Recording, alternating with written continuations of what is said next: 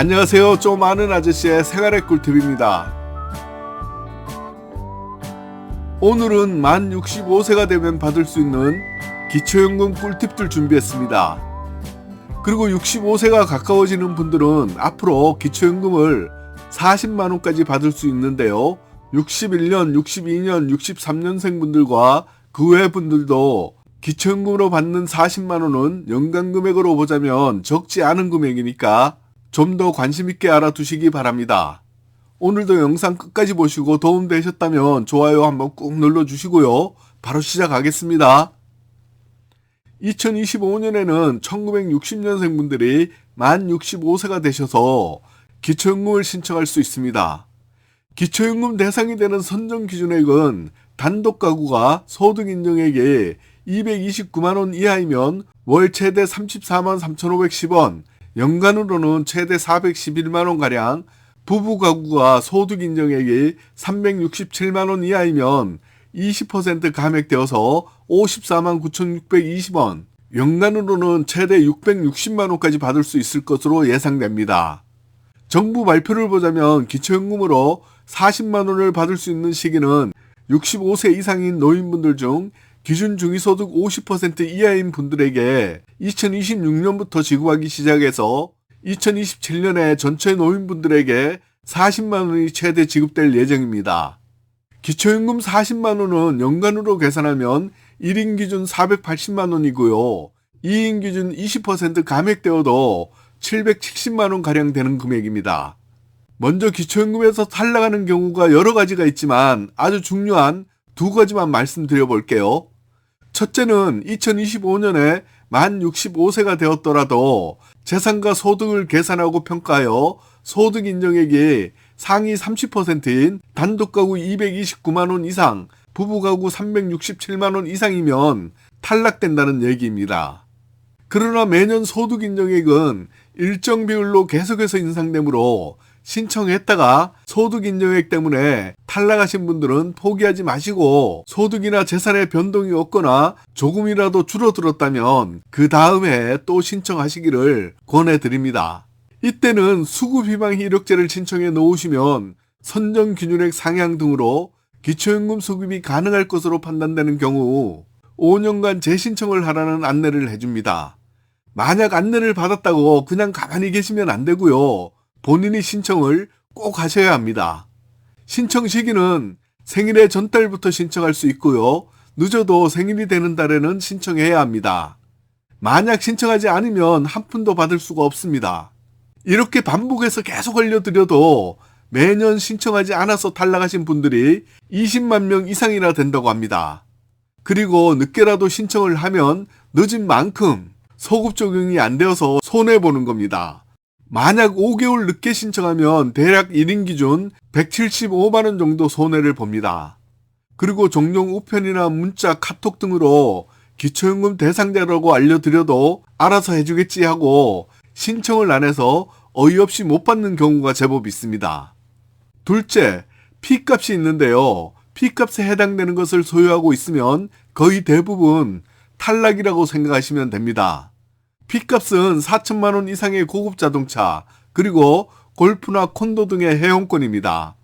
이렇게 사치품에 해당하는 고급 자동차나 고급 회원권을 소유하고 있으면 일체의 공제 없이 100% 그대로 적용시키기 때문에 기초연금에서 거의 탈락되어서 한 푼도 못 받게 됩니다.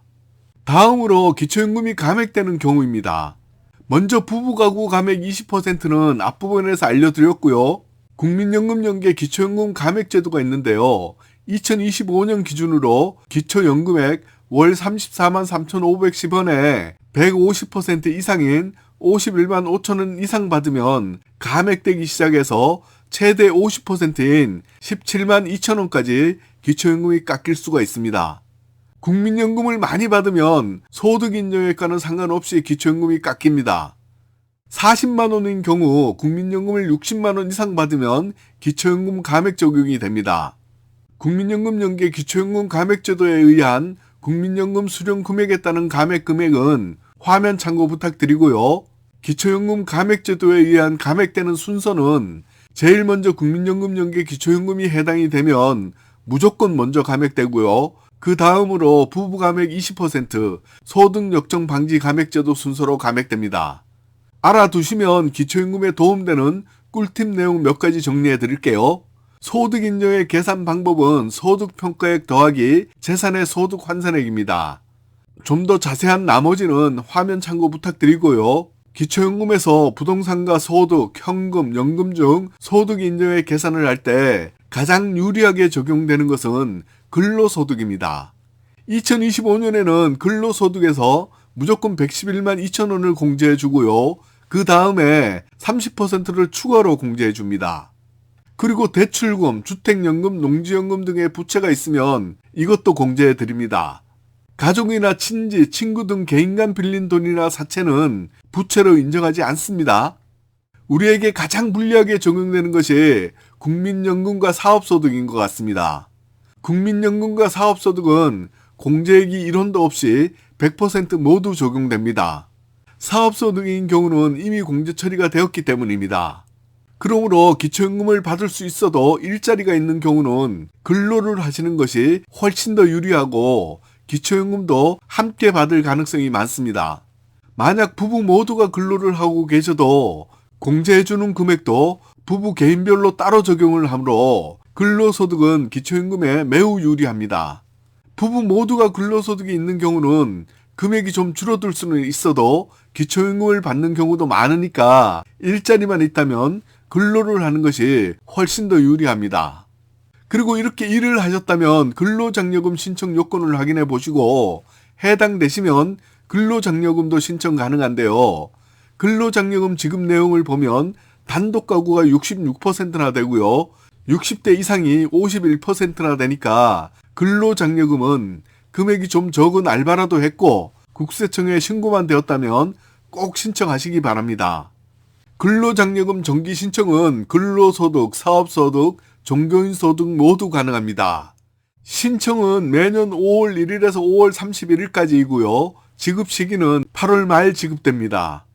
근로장려금으로 받을 수 있는 금액은 단독 가구 최대 165만원, 헛벌이 가구 285만원, 맞벌이 가구는 330만원입니다. 긍정적으로 생각해보자면 지금 당장 재산이 많이 없더라도 실망하지 않으셔도 됩니다. 60세 이상, 65세 이상인 분들이 매월 100만원의 고정소득이 계속 있다면 대략 3, 4억 원의 재산이 있는 것과 같습니다. 마찬가지로 150만원을 매월 벌 수 있다면 대략 5억 원의 자산이 있는 것과 같은 것입니다. 항상 말씀드렸지만 65세가 넘어서 자녀에게 도움이 되라고 명의대여를 해서 고급 자동차를 구입했다면 무조건 기초연금에서 탈락될 수 있으니까 이런 행동은 안 하시기를 한 번 더 당부드립니다. 고급 자동차 4천만원 기준은 자동차 개별로 산정하기 때문에 자동차가 2대 있어서 합해서 4천만원을 넘는 경우는 고급 자동차 기준에는 해당이 안 됩니다. 자동차 취등록세는 포함되지 않는다는 점도 알아두시면 도움이 되실 겁니다. 만약 리스나 렌트카를 사용하는 경우도 보증금만 일반 자산으로 계산하므로 금액을 확인해 보시면 되고요. 그리고 조심하셔야 할 사항은 최근에 전기 자동차를 구입하실 때 국가 보조금을 받아서 4천만 원을 넘겼다면 고급 자동차에 포함되니까 조심하시기 바랍니다.